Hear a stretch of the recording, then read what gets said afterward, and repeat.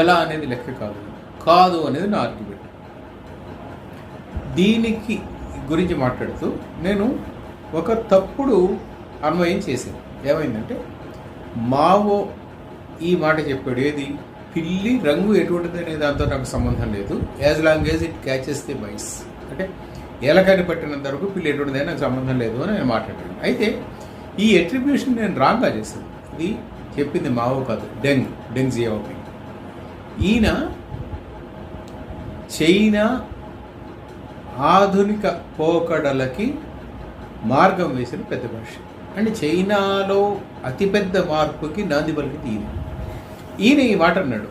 ఆయన ఆ సందర్భం కూడా ఏమిటంటే, దేశంలో ఎకానమీ గ్రోయింగ్కి సంబంధించి ఒక సందర్భంలో ప్రశస్త అని వ్యాఖ్య చేశారు. అయితే నేను చేసిన తప్పు అన్వయాన్ని మిత్రుడు రవిచంద్ర గారు నాకు పొద్దున మెసేజ్ పెట్టారు, అయ్యా ఇదేదో తప్పు వచ్చినట్టు ఒకసారి చెక్ చేయండి, అంటే ఈ రెఫరెన్స్ ఎట్లాగా ఏంటి. నేను రెఫరెన్స్ ఆయన పంపితే చెప్పాడు, అయ్యా మీరు తప్పు ఇచ్చేసారు, రైట్. అంటే ఈ సవరణ చెప్తూ ఇప్పుడు సబ్జెక్ట్లోకి వస్తున్నాను మళ్ళీ ఎగైన్, ఎందుకంటే I want to remove that video. ఇదేమిటంటే, మీరు డబ్బులు ఎలా సంపాదించారు అనేదే లెక్క కానీ ఎంత సంపాదించారు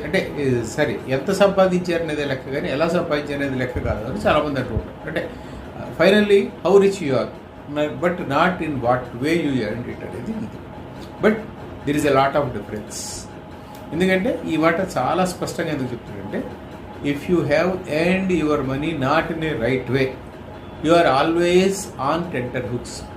మీరు సక్రమంగా డబ్బులు సంపాదించని పక్షంలో ఎప్పుడు ఒక I don't say it is అంటే సెల్ఫ్ కాన్షియస్ గాను ఇంకోటి కాదు, బట్ భయం అన్నాడు. If it is a money from ganja అనుకోండి, you will always fear about police. If it is a money earned in a wrong way అనుకోండి, you will always be at someone's fear. ఇది ఉండకుండా ఉండాలంటే మీరు డబ్బులు సంపాదించడం మాత్రమే ముఖ్యం కాదు, సంపాదించిన డబ్బులు సక్రమ మార్గంలో కూడా సంపాదించాలి. లేకపోతే చెప్పదు, ఇప్పుడు చెప్పండి ఎర్న్ ఇన్ గాంజా అనుకోండి, ఏమవుతుంది, you will be arrested, your entire family will be collapsed.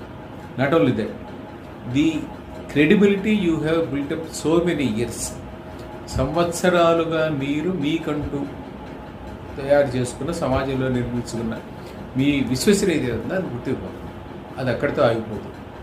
మీ కుటుంబం మీరు చేసిన పని వల్ల వాళ్ళు ఇబ్బంది పడాల్సి వస్తుంది. అంటే ఒక జనరేషన్ కాదు, 2-3 జనరేషన్స్ ఇబ్బంది పడతాయి మీరు చేసిన పని వల్ల. ఎందుకంటే ఆర్థికంగా కొలాప్స్ అవడం ఒకటి, కోర్టులో కానీ పోలీస్ స్టేషన్లో కేసులు ఒకటి, వాటి చుట్టూ తిరగడం ఒకటి, ఆల్ దిస్ హ్యాపెన్స్. అందుకని అంటే ఇదంతా